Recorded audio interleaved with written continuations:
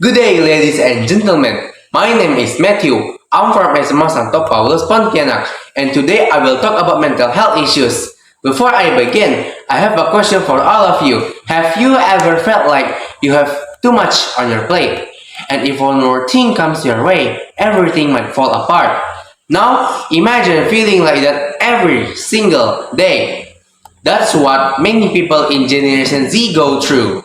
When we think of mental health issues, we often think about stuff like stress, anxiety, or even depression feelings that many of us have experienced.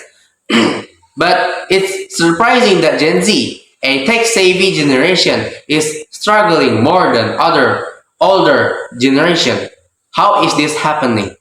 So first, to understand this, we need to look at the pressures of today's world. We often hear things like you need to be beautiful, to look good, have a lot of friends, and to be popular on social media. It's a lot for anyone to handle. Like Gen Z is facing these pressures while also dealing with mental health problems that previous generation didn't talk as much. And now, one big problem is social comparisons. Many people feel burnout. What is a burnout exactly? For example, imagine you had a bad day. Then you scroll on social media. Then see someone on a beautiful vacation or starting a new job or even showing off their latest phone. It can make you feel even worse, right? Especially about your own situation. It's like you are running on a treadmill and never making progress. This can make people feel anxious, lack of confidence, and they think that they aren't good enough. And it's not just about that. Gen Z is also facing big issues like climate change, the effects of the pandemics, and financial struggles. It's a lot for young people to deal with. Even though Gen Z talks more openly about mental health than past generations, they still face challenges in getting the right help.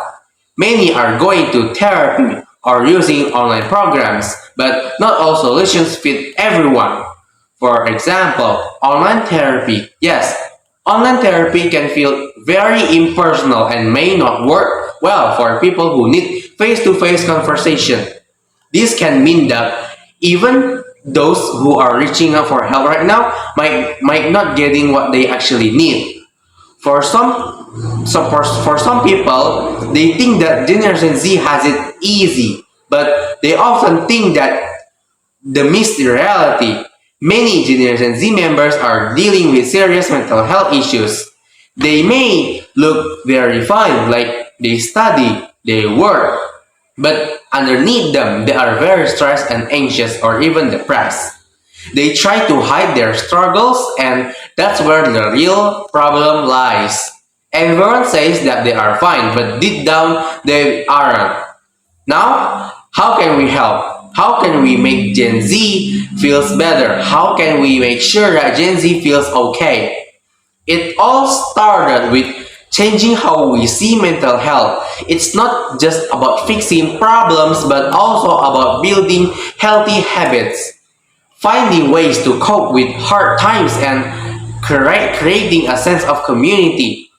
Gen Z wants connection, not just sympathy. They need a very safe space where they can share their struggles without feeling being judged.